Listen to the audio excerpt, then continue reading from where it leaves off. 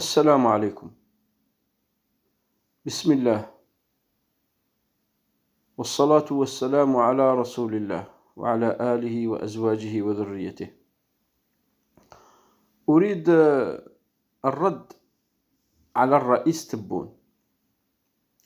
الرئيس تبون ادعى أن يعني سياسة الدولة في مجال السكن هي السياسة المثالية، يعني والتي لا يوجد مثلها في العالم.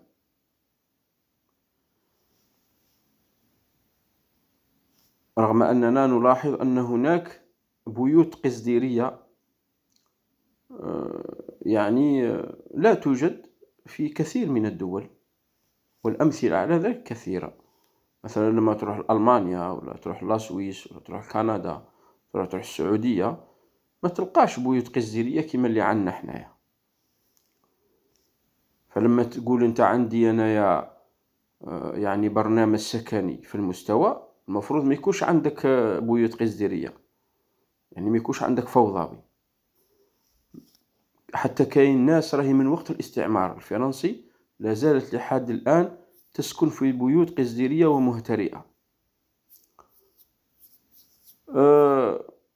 الحرائق مؤخرا اللي شفنا أن البيت الريفي يعني بيت بدائي، يعني كما احنا نقولوا لو كان نجلسوا ونعطيكم أنا النموذج اللي المفروض يكون عليه البيت الريفي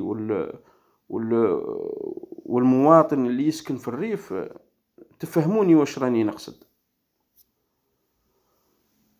زيد على هذا، لما انت تقول باللي انا عندي برنامج تاع سكن في المستوى، والانسان اللي عنده مثلا راه حاط ملف ويعني وباين وواضح يدي حقه. مؤخرا انا نعرف شباب حكاولي توزعوا سكنات في ولاية وهران.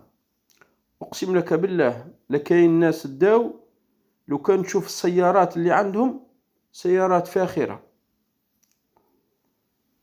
وزيادة على هذا داو هذوك السكنات وباعوهم. شحال يبيعوهم في ميزك؟ سكنة 450 مليون يبيعها ب 170 مليون. فلما انت تقول باللي عندي برنامج مثالي وفي المستوى، المفروض هذه العينات ما يستافدوش من السكن، يستافد الإنسان اللي ما عندهش. يعني كاين فوضى، كاين فساد. زيد على هذا كاين 1,300,000,000 عقار. من يملك هذا